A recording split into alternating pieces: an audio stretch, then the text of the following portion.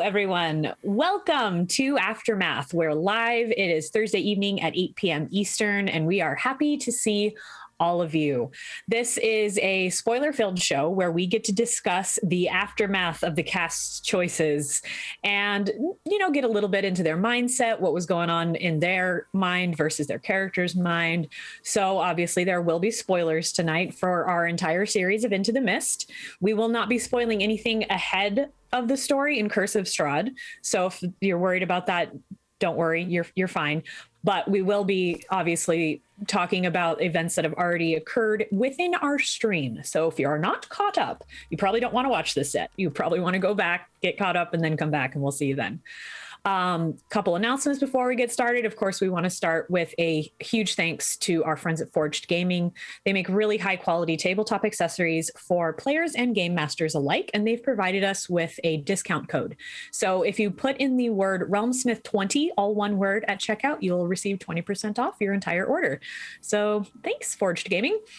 Gen Con is coming up. It will be held in Indianapolis, Indiana, and will run from September 16th to September 19th. And I think Jason has some more information about that. I sure do, Hillary. How are you today? I'm good. How are you? Good. I'm in a Zoom haze. My brain. You've been doing a lot today. High from Zoom, I think is the appropriate. We, as Realmsmith, are going to be at Gen Con. This is the first time we'll be at Gen Con. We cannot talk about what we're doing at Gen Con yet, or what there will be, but there will be things, and there will be things that you can sign up for and buy tickets for in the future. So just stay tuned to all of our socials, and we will be announcing when all this stuff will be going live. Our patrons will probably get slightly advance notice, and then our Discord, and then the general public. But we're very excited to be at Gen Con. Again, first time we've ever been to Gen Con, and it's the first real con that is happening with all the peoples. And we're just super, super pumped. Back to you, Hillary. Awesome. I am also super excited for Gen Con because I have not been to a convention since I moved out of Florida, and the last one was an anime convention. So I'm super excited to get into like a tabletop convention. I think it's going to be really fun. It would be really fun to meet up with you guys and finally see you in person and not just through a Zoom screen. Be real nice. Anyways, join us Monday nights for Into the Mist, our main title show. We stream at 7 p.m. Eastern. The Dawnbringers have been brought into a new adventure in response to an urgent letter from Erwin Martikov.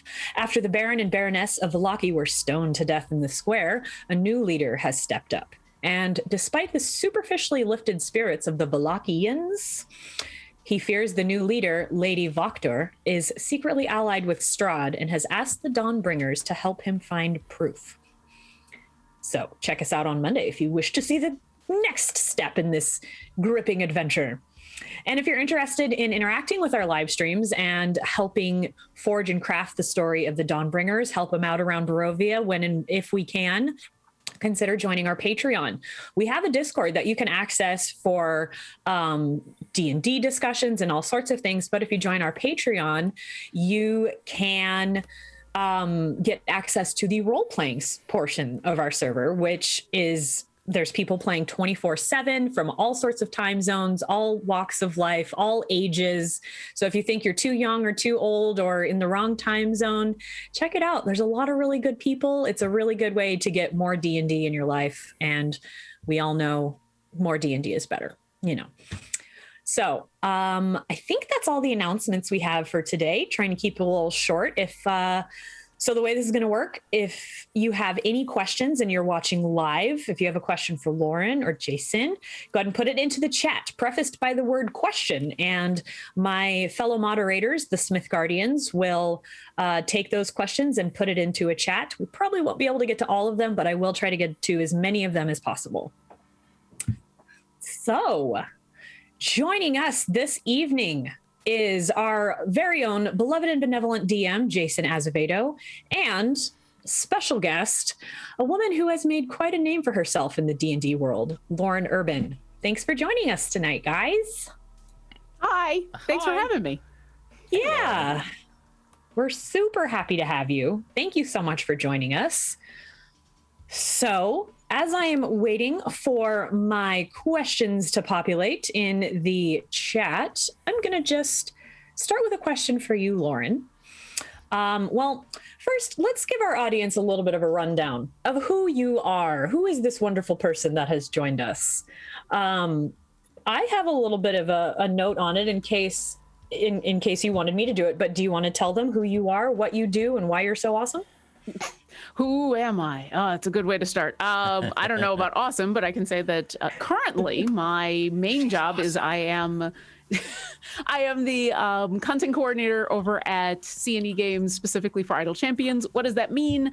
That means I'm making content. It's a new position. I actually just started. I was the community manager for several months, and around and before that, just doing D&D stuff, being a community manager, being a content creator, playing games, doing podcasts, running games, all sorts of Twitch stuff. And having a lot of fun doing it. And when I'm not doing that, then that's my day job. And then at night, I play the oboe and the English horn wherever an orchestra will have me. Yes, I saw that. When I saw your name on Twitch, I wondered, is this because she actually plays the oboe? So which came first for you, D&D or music? Music, definitely. Although I was a geek even when I was young. My parents did actually get me I think it was not the original Red Box, but like one of the other versions that came out way back in the 80s. And they wanted me to go like find friends to go play with, and it was the 80s and it was the Satanic Panic and nobody wanted to play. So I do remember having that box. I remember going through the adventure in the opening pamphlet of like, here, we're going to put you through like a choose your own quest adventure style thing to learn how to play D&D. I played that about 20 different times. But definitely the oboe came first. And then I was just a video game geek for a very long time before I got into tabletop stuff. Amazing. How long did you play D&D before you decided to try DMing? Because you were quite a prolific DM. I've got some games under my belt. So I started playing in 4th edition.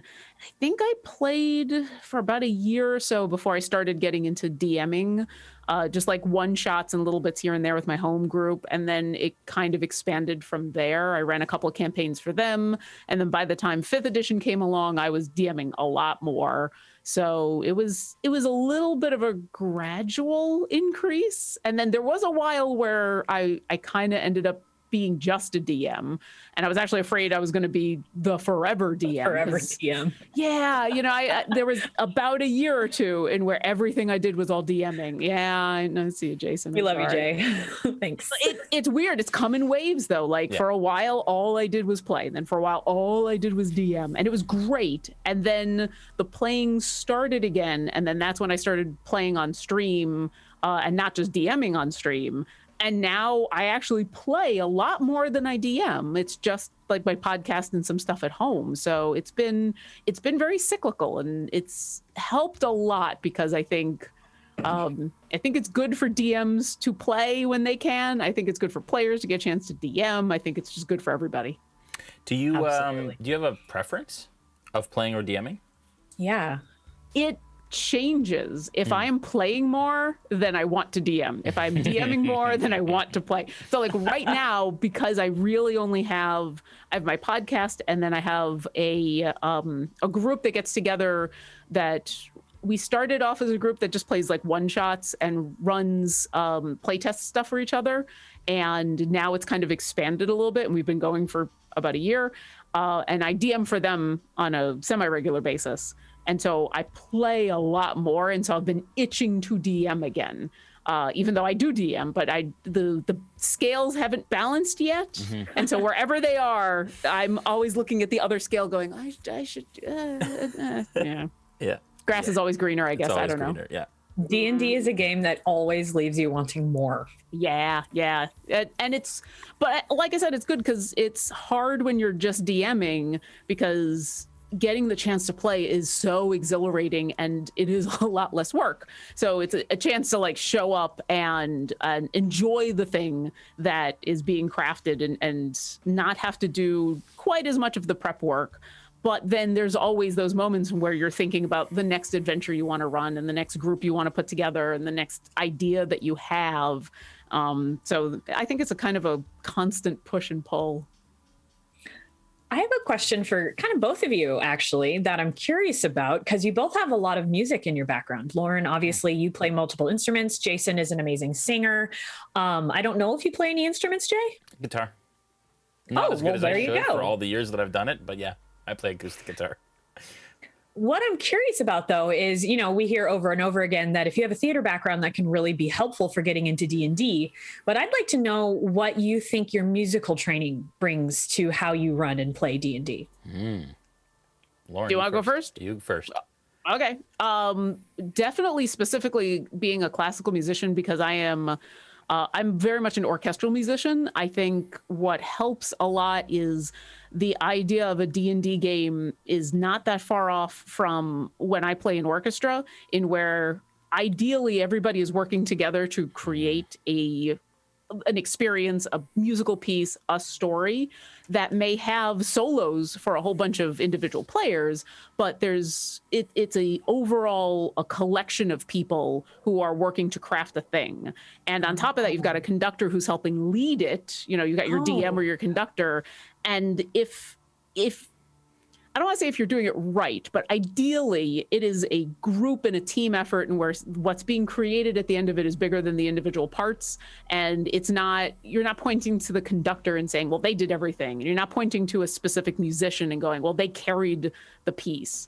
And so that idea of it being a collaborative team effort, and especially as a player, being okay with being the support, and not just in a mechanics sense, an actual, hey, this is not an important moment for my character, for my instrument, for whatever. I'm background music at this moment for that person to have a solo, or for another section to play, or whatever it is. Like, that was very ingrained in me. And so when I started playing D&D, it felt very natural for that style of game to be what I craved, because that's what I want, is that collaborative effort.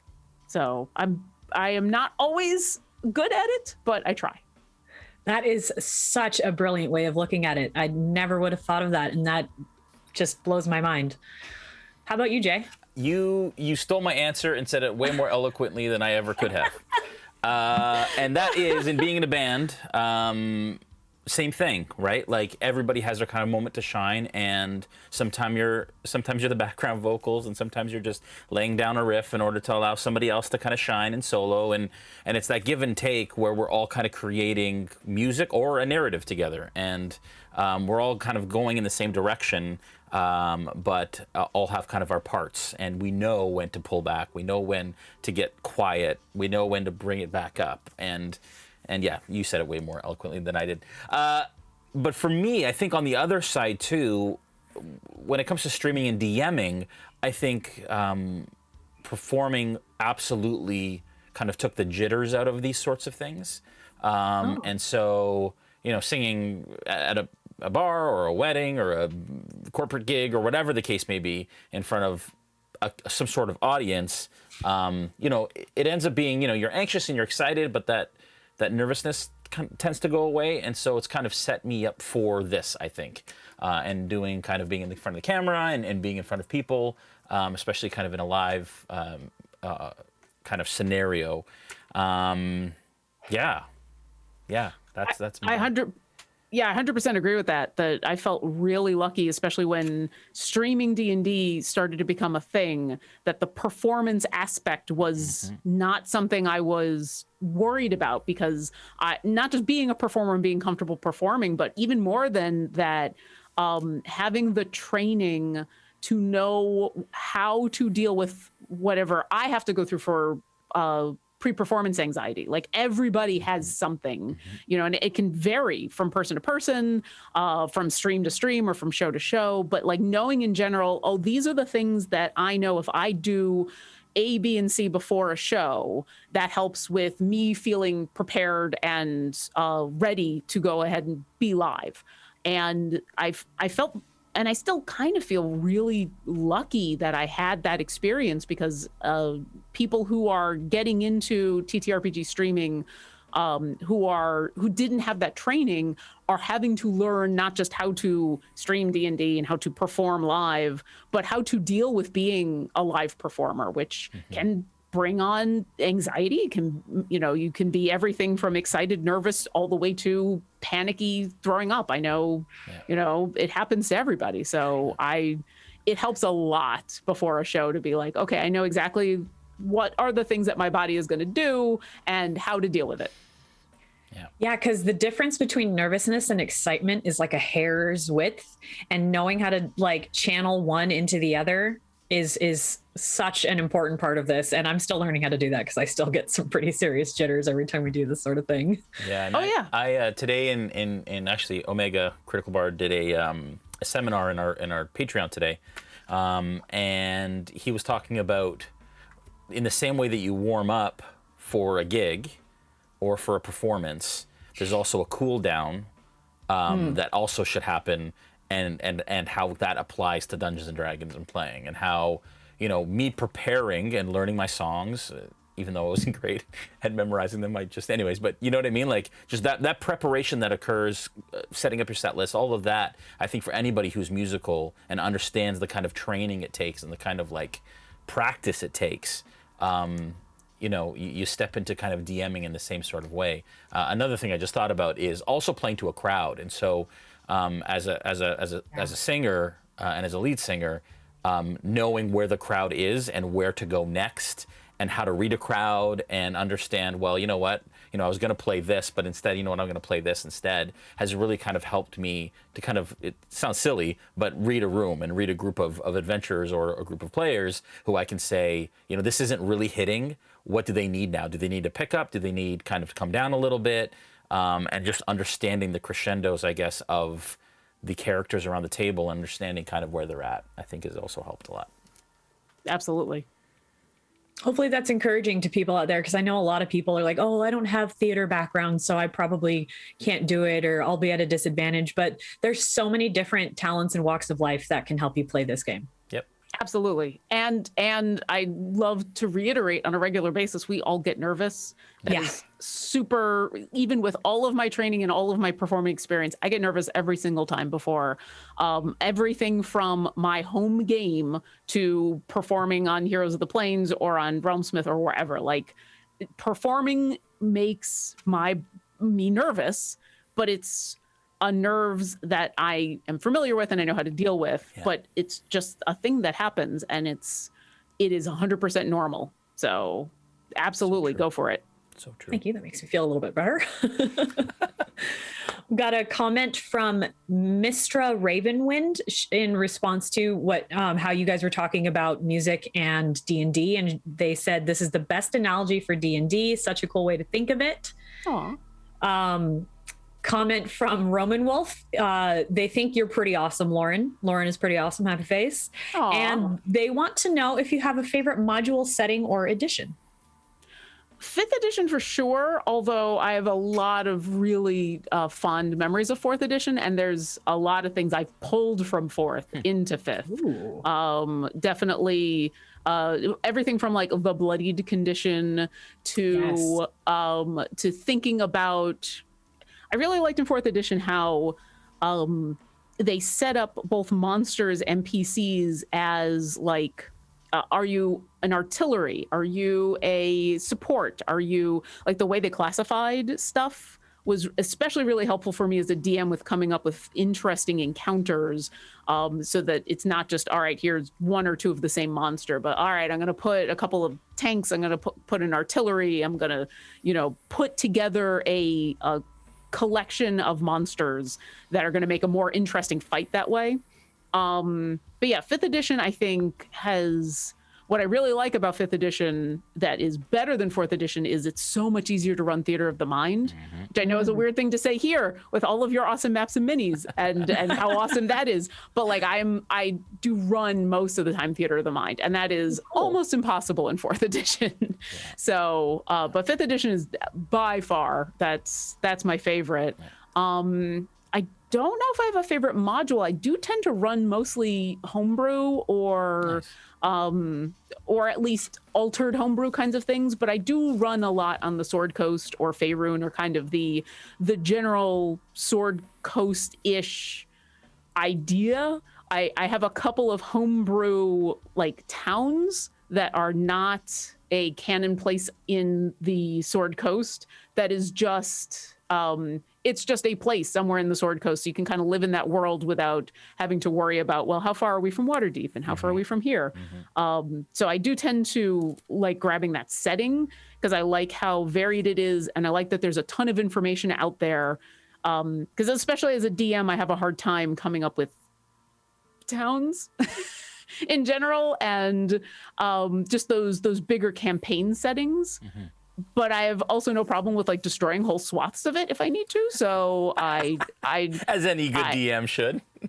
You know, that is something I've talked to people about, though. Like, the reason I know a lot of people don't want to run on the Sword Coast or don't want to run in Eberron is they're afraid of going outside of the established canon. I'm like, destroy Red Larch. Absolutely. Why not? It's your game. Yeah. Like in my game, it's a crater right now. It is gone. So yeah, I feel fairly confident of like, all right, I'm going to grab the information either I know as a DM I'm not that good at coming up on the fly with, or to help me craft a story. And then I will just make up stuff all over the place. And every once in a while, one of my players, because especially I have a player who writes for DM's Guild for Adventures League. And so they're really deep in lore.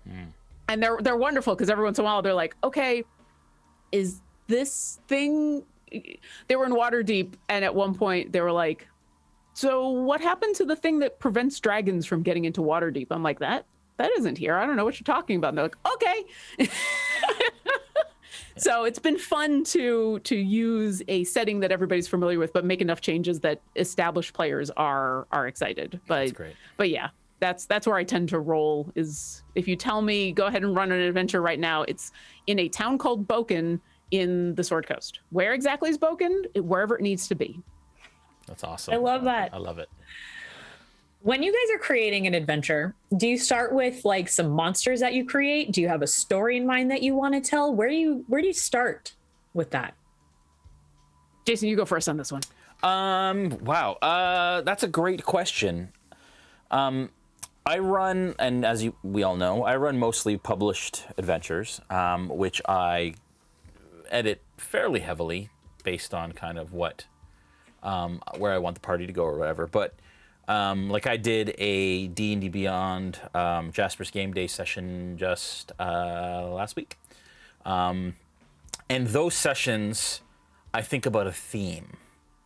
You think about a one-shot. You have 3 hours to do something. I actually ended 5 minutes early, which usually is really difficult to do in a 3-hour one-shot. Yeah. But I just thought, I remember in that process, I was like, what do I want to run? What do I want to run? I don't want to do something that's like a typical kind of trope. And I was like, okay,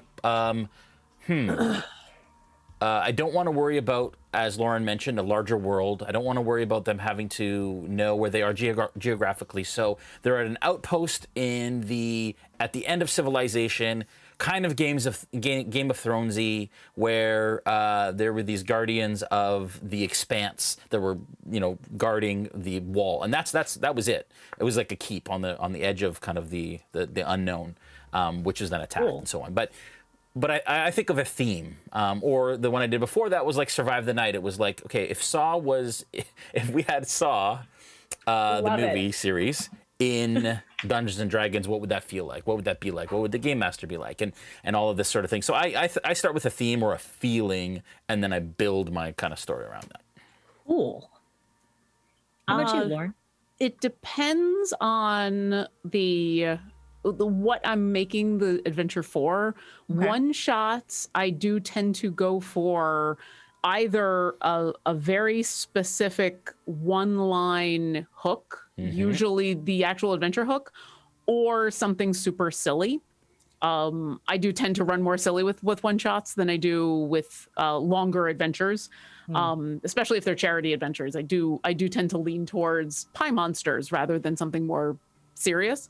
But yeah. So usually my one shots are the elevator pitch of the adventure. You know, if I had to describe, you need to get to the top of the tower to help the wizard, but the only way up is the elevator that is probably broken, something like that.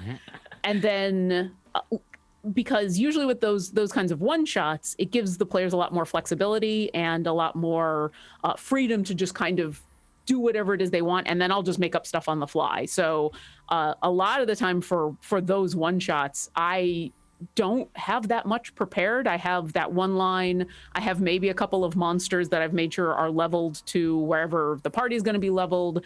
I maybe have an NPC or two, and then I stick them in Boken, which is a town that is, as I said, is just in the back of my head everywhere.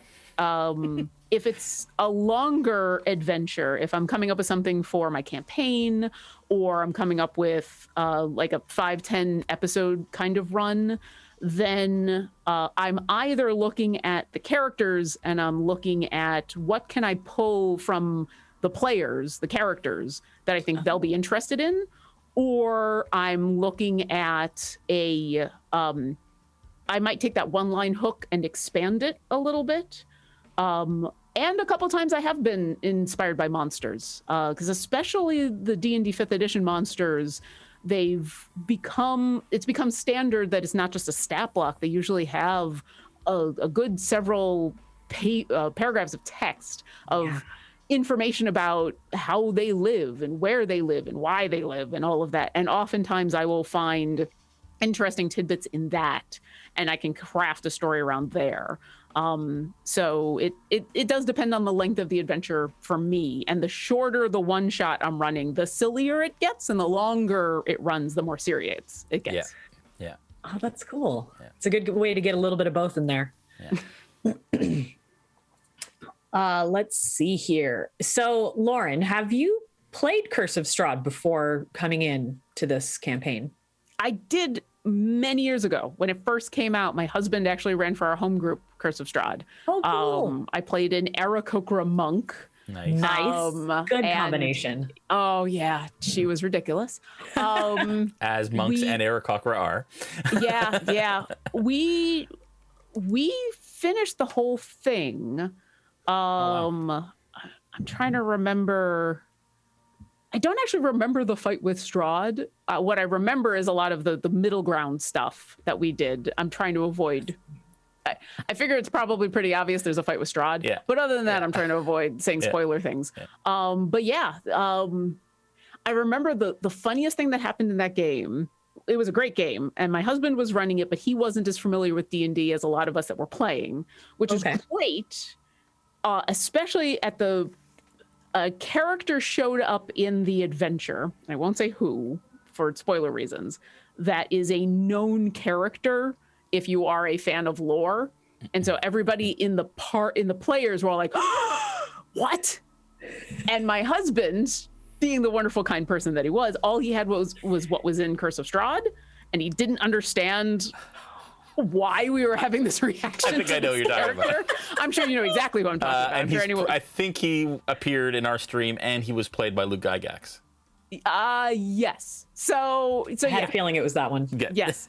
So we can probably talk about it because it's a previous. It's okay to spoil previous stuff in this show. We just don't spoil like future stuff. So we can openly talk about it.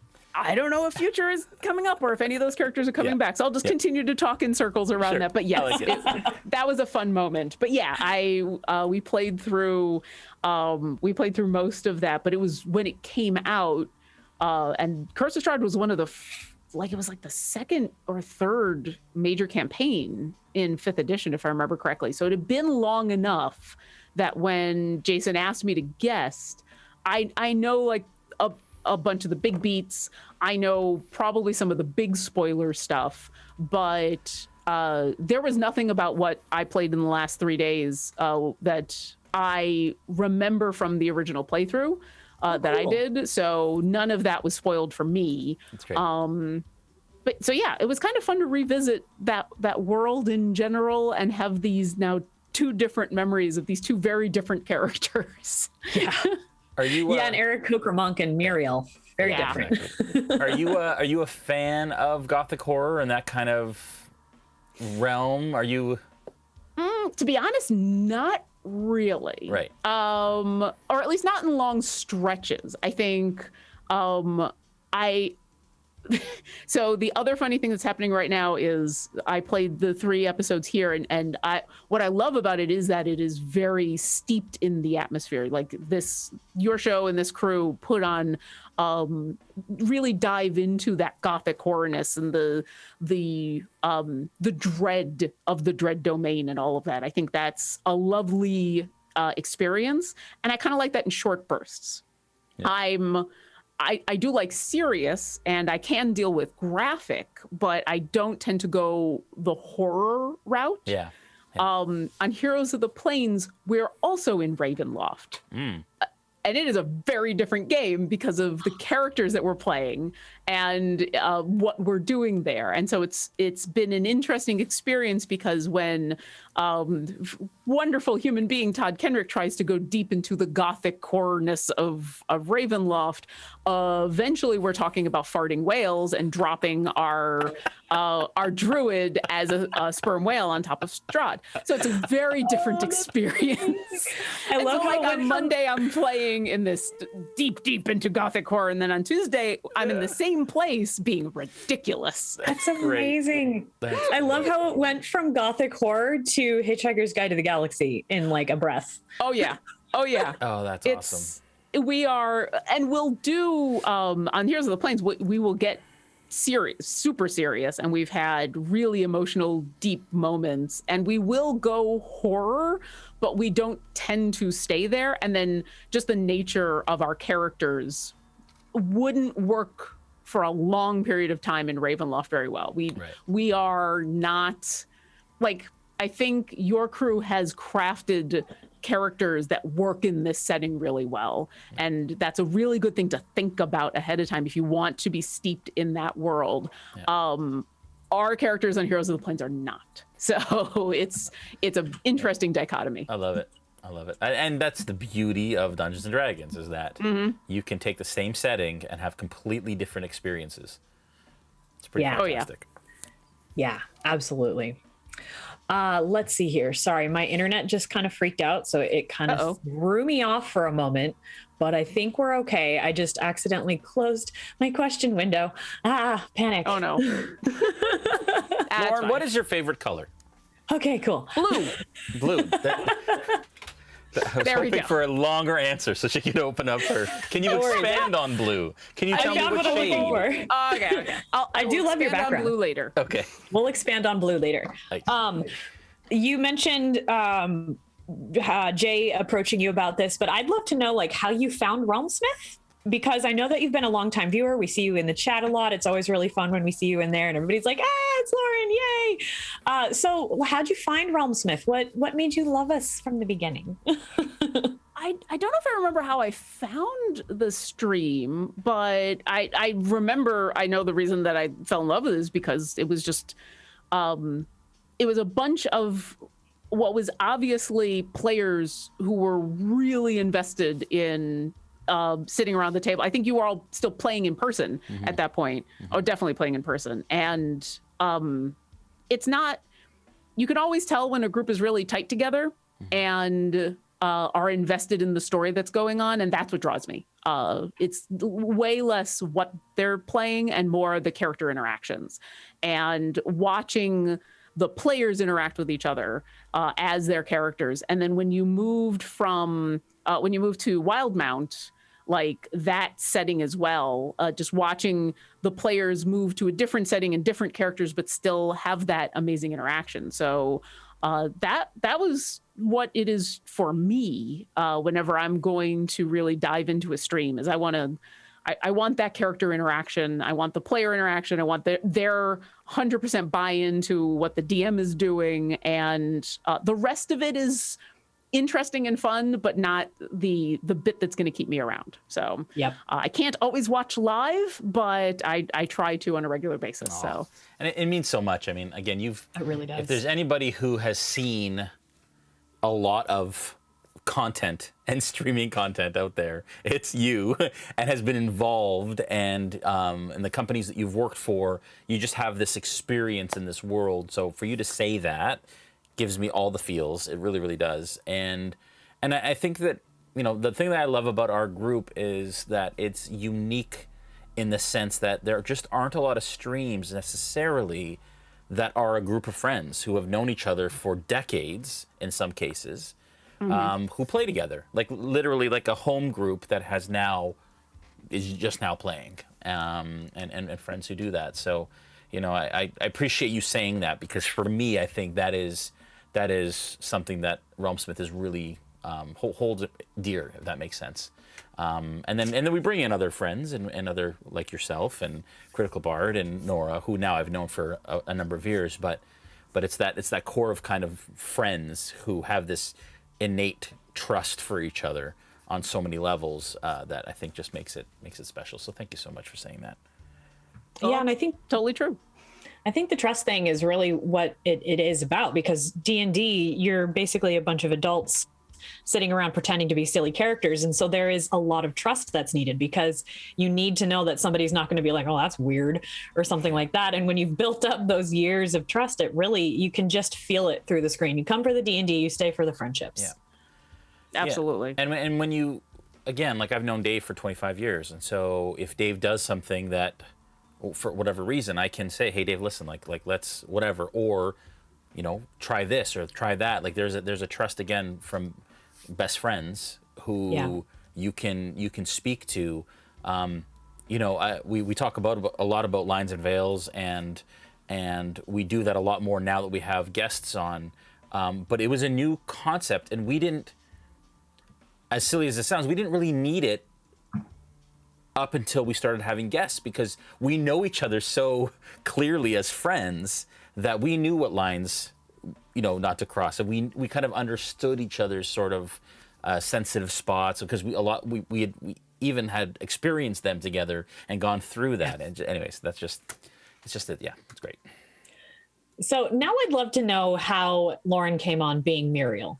Was there any other characters that you decided that you were thinking of, or like, why Muriel? Well, so when you asked, you did ask, did I want to just create a character or not? Yeah. And I told you the same thing that I tend to whenever I get asked, when I'm fortunate enough to get asked to be a guest on a show, especially a long running show, is, do you want me to fill a role? Because I know, I've been on both sides of being in a group that has had a guest come in and also being the guest that comes in. And there's a bunch of different ways that you can do it. And all of them have like their strengths and weaknesses. So I like to be able to fill a story role if I can. But I also don't mind just creating a character and running on in and causing havoc. So whenever I'm asked, I usually like to ask, like, what would you prefer? What's going to make sense for where you are in the story? And I think, Jason, you were the person who said, oh, I've got a character. Mm-hmm. It was going to be, at first, I think someone else just in that organization. And then you'd said, oh, let's have you be Muriel, because this is someone that the crew already knows. And I had made the stat block. I'd made the character sheet, but otherwise, like, it was nice to step into that character, because, like, it's a weird thing to say, but sometimes it's nice to be the guest star who's just here to help push the story along.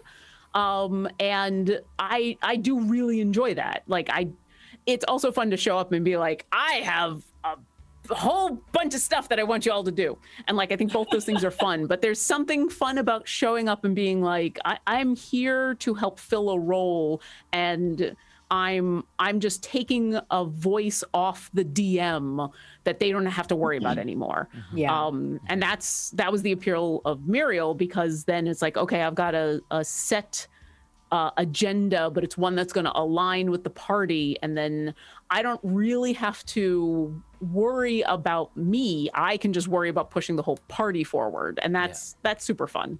Yeah. And even from like a prep perspective or a knowledge perspective, it's just, sometimes it's easy when you're playing those parts to kind of like, I don't have to know too much.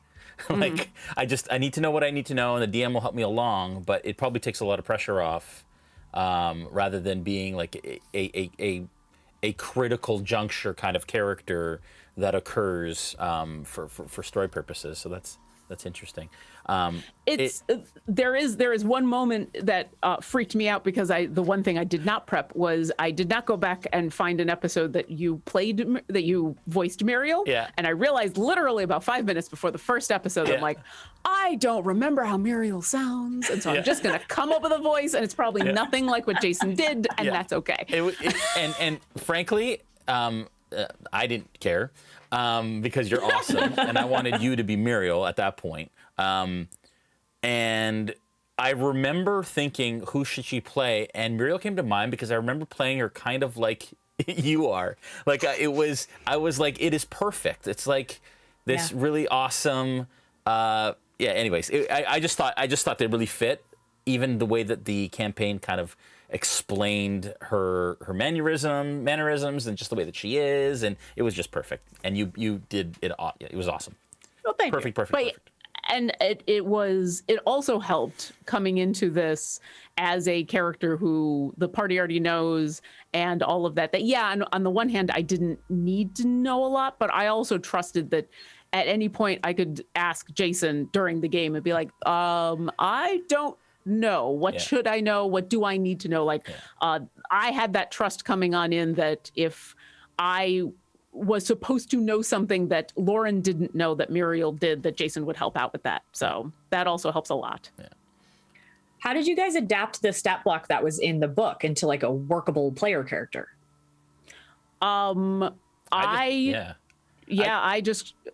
looked at what she is, and like her role, and I just came up with a player character, an actual PC that seemed to make sense. Yeah. And I showed it to Jason, and you said, okay, yeah, sure. It was actually pretty easy. Yeah, because she doesn't actually have an actual stat block in the book. Oh, okay. She's based on a monster stat block. And so, I'll say monster, but a creature stat block. And so, it was great. It was perfect.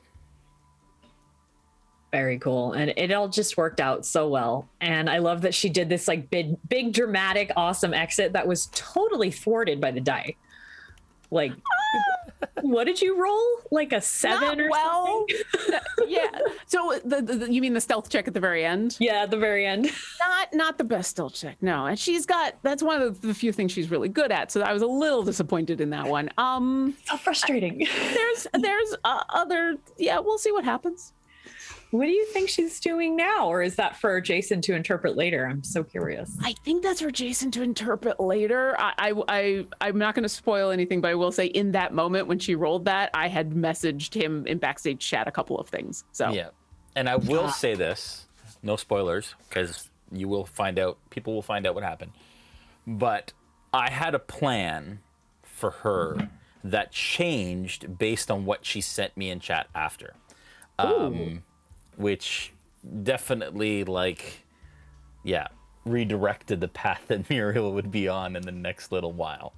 That's exciting. Now I'm curious I'm too. glad that you we'll talk. We haven't talked since, but and I'm so glad too. I was gonna say that you came on for a third episode because you came on in at a time where there was just a lot of like housekeeping stuff happening, and so I was like, man, I really want to hear Lauren more. I want her to be able to play more, and the first couple episodes were again just a lot of housekeeping stuff. So I just felt like the third episode kind of gave the opportunity for you to be involved in combat and a bit more in the experience, and I'm just so thankful that you were able to do that third episode.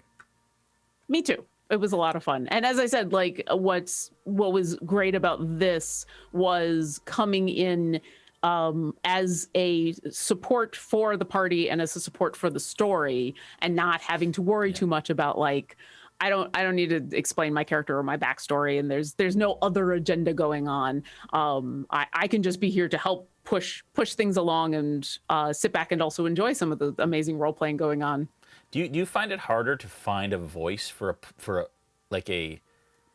and not like physically, like not actual like an accent, but like a just a voice for the character in general when you're playing an established character that you didn't create?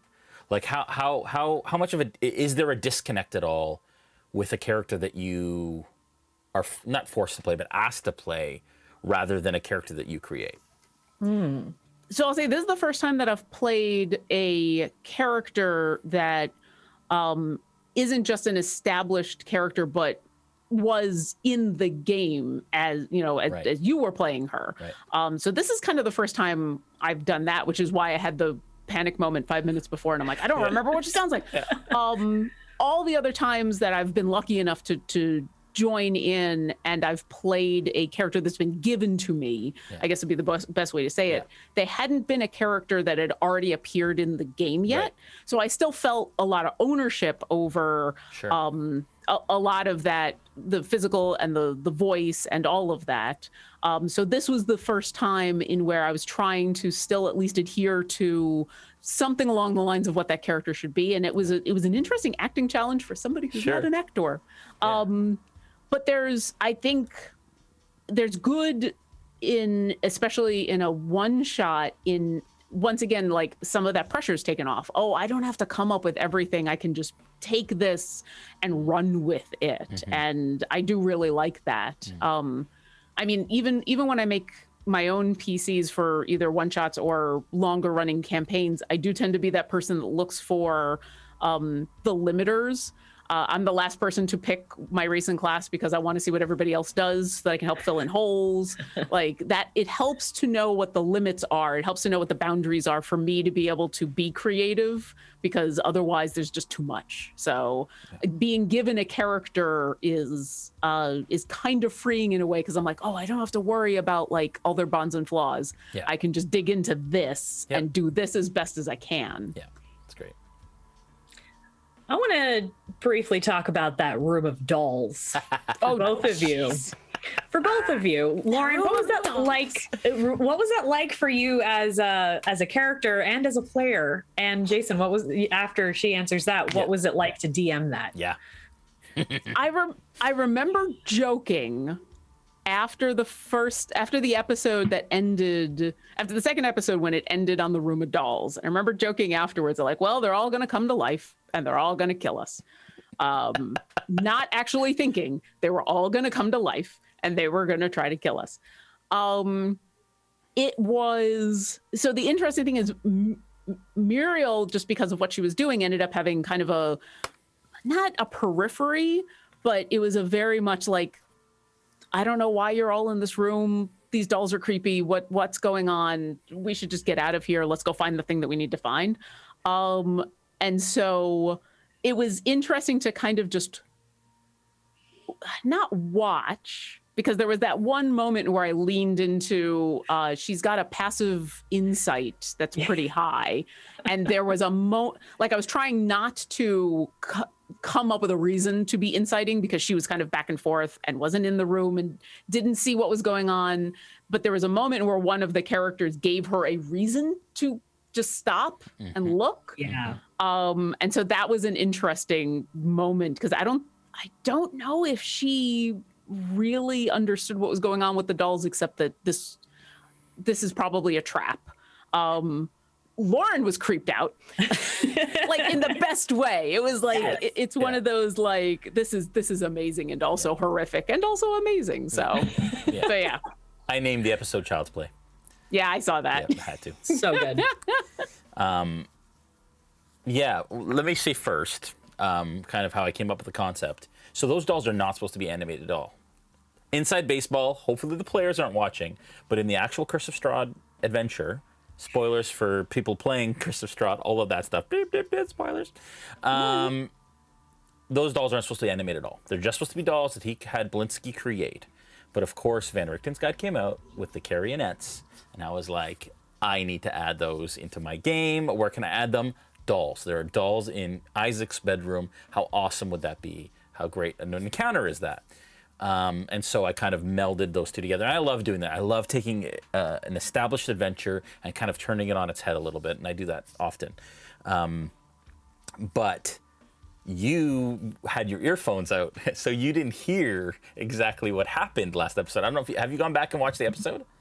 I haven't had the chance yet. Okay. No. So, and I've been trying to decide if I when I do, because I do try to watch, Yeah. and I'm trying to decide at this point. If you want to spoil it, it's fine. But I did have that thought. I'm like, if I go back and watch this, should I not watch the bits that I had my No, earphones out for? I want you to watch the bits, and I was about to Okay. tell you what happened to get your All right.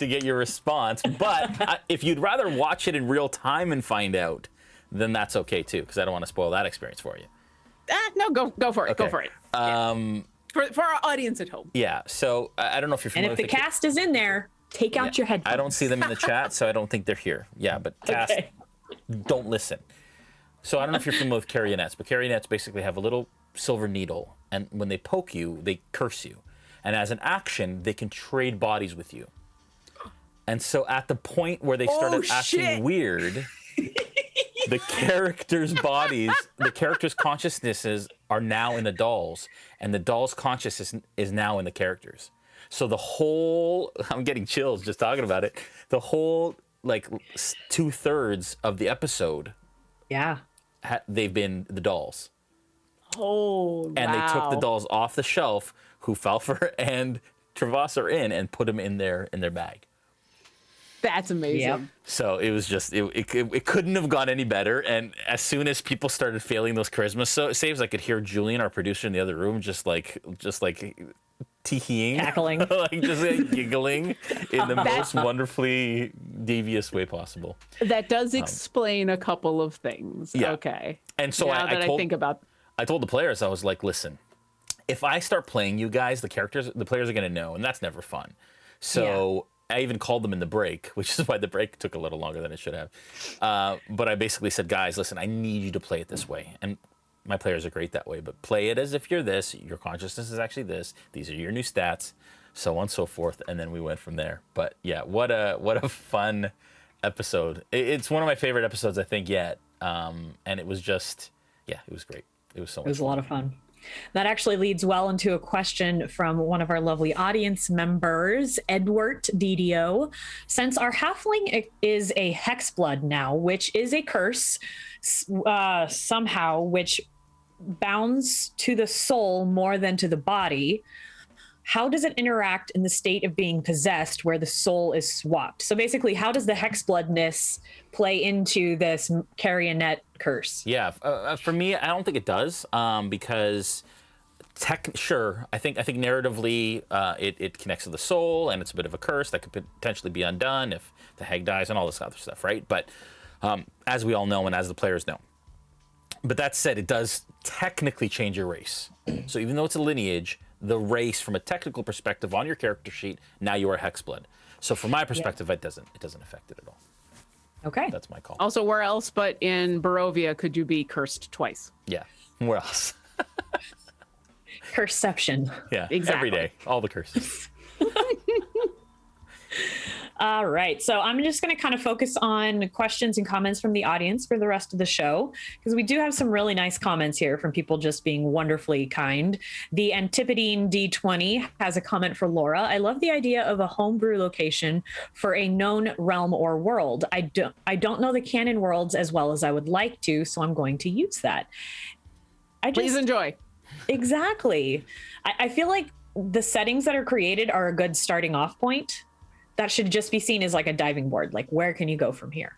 Absolutely, yeah, and especially for a lot of the one shots that I run, or stuff in where I'm just kind of pulling out of nowhere to just run something for someone. Having this, I've joked that Boken is everything from a one-horse town all the way up to a major giant city, because it just changes to be whatever I need it to be. But Awesome. having it in a established world helps ignore a lot of the other questions that can come up about, like, oh, I'm playing a cleric who does pray to a god. What gods are in this world? Where am I from? That kind of thing. Because so much of 5th edition is steeped in Sword Coast, Faerun-ish lore, even little bits here and there, that just grabbing that whole continent and being like, you're from here, but we're going to play in this place that I fully control, really helps. So yeah, absolutely. Make up your own town. Go for it. Yeah.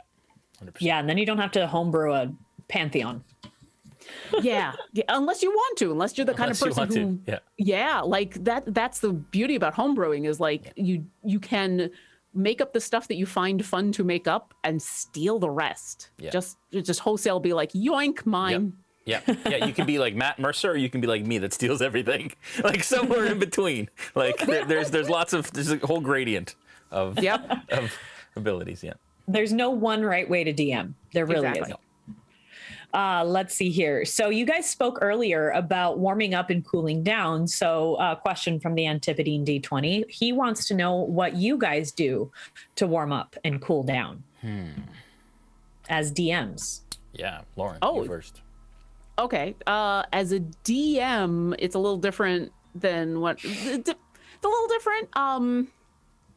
I mean, my warm up tends to be the same for everything, which is I do the things that I need to do to prep to perform, whether I'm a DM or a player, which for me happens to be I want to take a shower and I want to do a little bit of literal vocal warm up. And then I want to get everything set up in enough time to be able to chat with the people that I'm going to play with.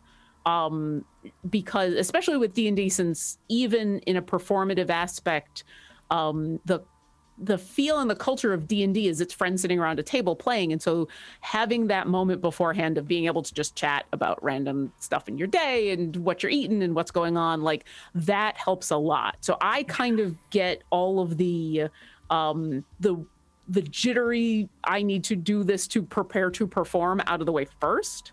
And then afterwards, it depends for me on what's happened in the game, because some games, if they're more silly and they're more lighthearted and everything, the cooldown is often just, hey, that was awesome. Okay, same time next week. Great, bye.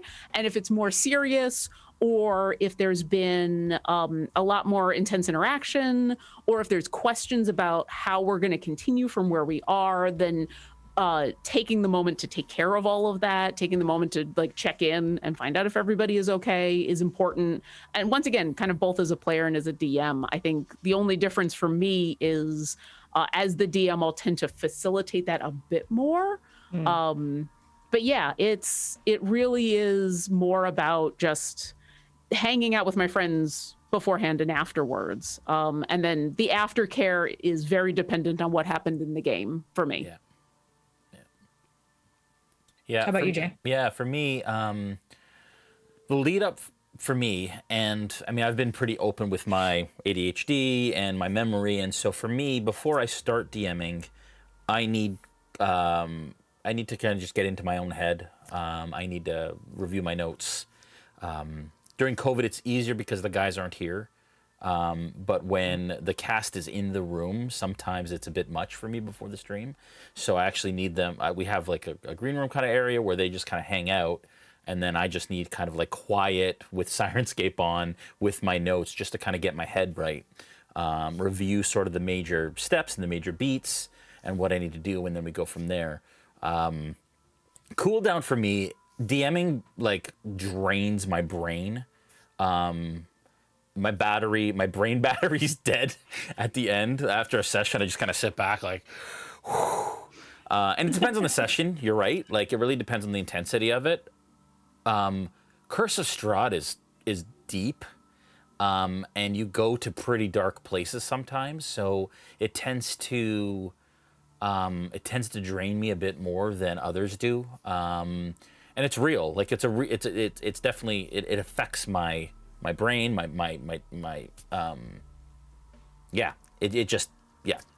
So for that, I do something mindless after I DM. And so I oftentimes, when it's not COVID and when we're allowed, the cast and I will go for wings.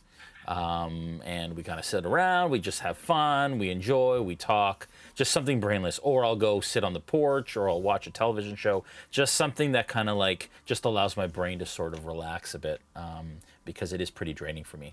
But that's my warm up and cool down. Very cool. Got a question in the chat from some guy named Tabletop Santa. That's Rick Ankney. Do you know Rick Lauren Ankney? He was from Game Trade Media for a while, and anyways. Oh yeah. Okay, yes. Big Rick, yeah, he's a good guy. He usually likes to come in and comment on Jason's hair, but Jason's wearing a hat today, so you've removed him of one of his great pleasures in life. But I mean, you can comment on my hair. which is beautiful. Well, thank you. He says, I want to learn to play D&D, which is, he knows how. But what would Lauren and Jason's recommendation be for a starting point? Ask your friends. Start with your friends. Start with the people, even if you don't think they're into D&D, ask the friends that you want to hang out with. And if they are at all interested, they'll probably say yes.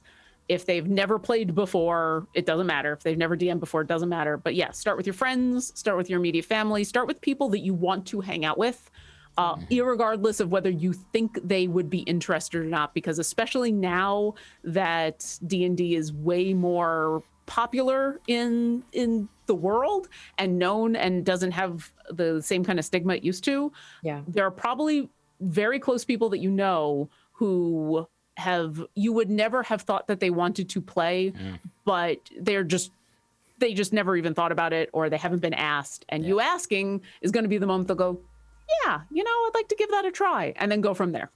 But so true. Talk to your friends. Yeah, that's great. That's great. What do you think, Jay? I'm biased, but for me, on the playing side, I mean, there's so many ways, right?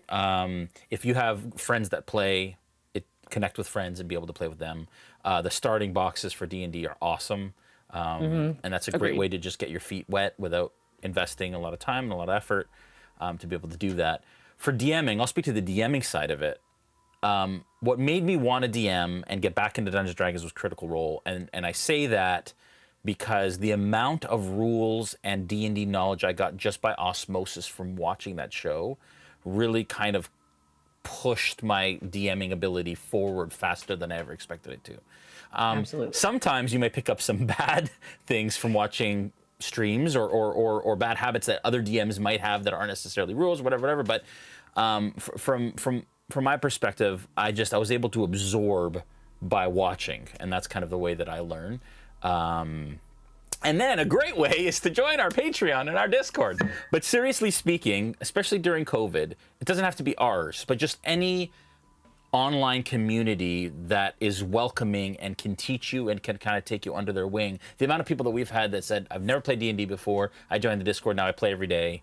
That's an opportunity that is now a lot more evident and relevant and available through a global pandemic that never has been. So I think that there's less of a barrier, and if you don't have friends in your local area, now you have the opportunity now to reach out and make friends. And the amount of, I say this every week, but the amount of emails I get on a weekly basis about people saying, I really struggled through COVID, I really struggled through this pandemic with mental health and everything, and now I have a family and friends and a community that I feel welcome in.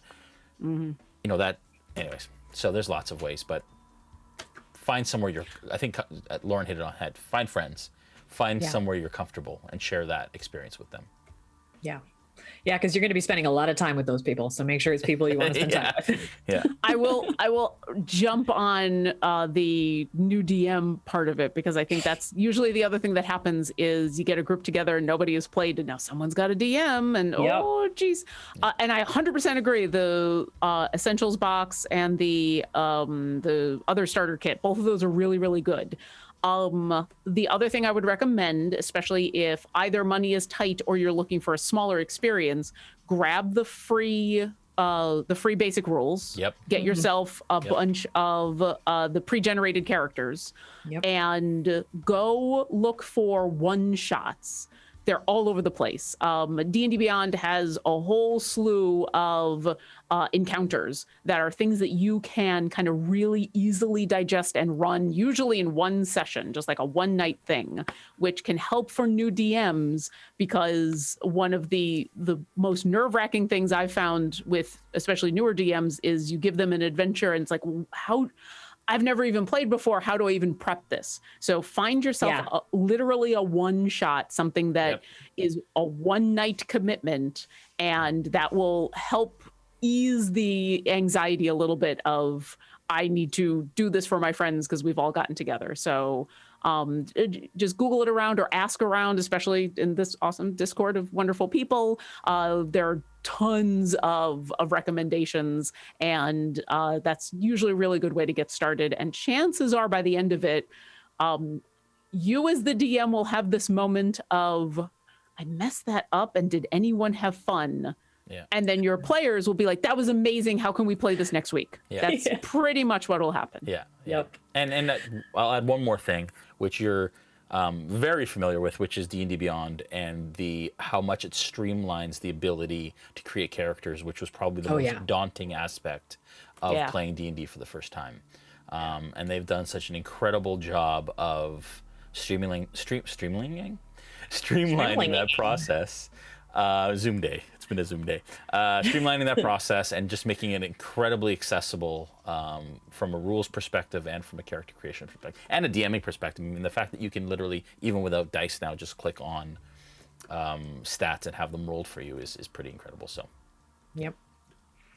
All right. Well, I'd love to just be able to sit and talk with you guys for the rest of the day, but I'm sure we all have many other things that we'd like to do, including maybe having dinner. 12 more Zoom calls. Come on, let's do this. 12 more Zoom calls. No. yeah. So before I start my thank yous, I like to open up the floor to my wonderful guests if they have anything that they would like to talk about, any events they're involved in, or anything coming up that you're excited about. So what's going on in your life, Lauren? What you got? What do I have going on in my life?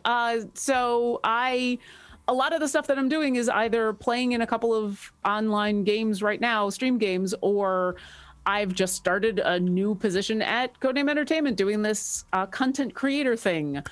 So I've transitioned from being the community manager, and so there's going to be a lot more content coming from me on the Codename Entertainment Twitch channel and their YouTube and all of that. So things I can't talk about, but I'm excited for. Awesome. And then if you do want to see more of me, I run a podcast that comes out on every other Monday right now, because we had two of our members both had babies. And so we switched to, they both had babies around the same time. And we switched to a bi-weekly format to give everybody a little bit more of a leeway. But that's a podcast called Dungeon Drunks that we've been playing together for almost 6 years now.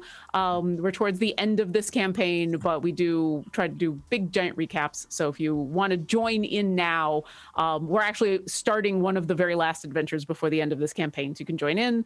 And then if you'd like to see me play on a regular basis, I'm playing the same character on 2 different streams for timey-wimey reasons. You can see me as a past version of Orkira Ildrex on D4, which happens on Sundays on the Rock Punch ATL channel. And then you can see a future version of Orkira Ildrex on Heroes of the Plains on Tuesdays on the Demiplane RPG channel. That's awesome. How about you, Jay? Yeah. We're going to be at Gen Con. I'm excited. I can't wait to talk about it. Can't talk about it yet, but we can soon. Very, very excited about that. And of course, show up Monday and find out exactly what's going to happen with the characters, who one of them is now in the chat. So, David showed up and popped his head in. So, one last quick little comment from Tabletop Santa. He says, I've been watching the CNE content show you make. I need to talk to someone from CNE about a painting show. Oh, so the show that I do right now is called The Sketching Hour, which happens on Wednesdays. It's me and 2 fabulous artists from the Idle Champions who work on Idle Champions, and we do a 1-hour show where we have 3 rolling tables. It's a list of cute animals, an adjective, and a monster. And we smash the 3 of them together, and the 2 artists draw this new creature while I work with the chat and come up with like backstory ideas names and stuff like that. So I love that. It's a lot of fun. It's so fun. What a cool idea. It's super fun. And I have the easiest job in the world because I basically just chat with chat while the 2 of them actually draw things and do things live. And it's amazing. What a blast. That's so great. All right, guys. Well, I think that's all the time we have for today. So, of course, huge thanks to our sponsor, Forged Gaming. Amazing. Thank you. It was so much fun having you 2 here today. Lauren, thank you so much for joining us for 3 whole episodes and then coming on here with us today. It was my pleasure. It was an honor. You're such an amazing figure in the D&D world, and I have so much respect and admiration for you, and it's just crazy that I get to sit here and talk to you. Also, Jason, thank you for being here. I know you've had a really, really busy Zoom day, so thank you so much for that. And thanks for also producing while doing Yes. everything else. Thank your producers. Yes. Yes, thank you, producers. Thank you to the Realm Watchers, the Technomancers, and the Weavers. You add so much value to what we do and help us get everything done. Thank you, of course, to my fellow Smith Guardians. You guys are fantastic. You work day in and day out to make all of this happen. And of course, thank you to our viewers. We couldn't do any of this without you. You make all this happen, and you're just the best. What can you say? So with that, thank you for coming. I hope you have a great weekend, and we will see you on Monday as we venture back into the mists. Bye. Bye.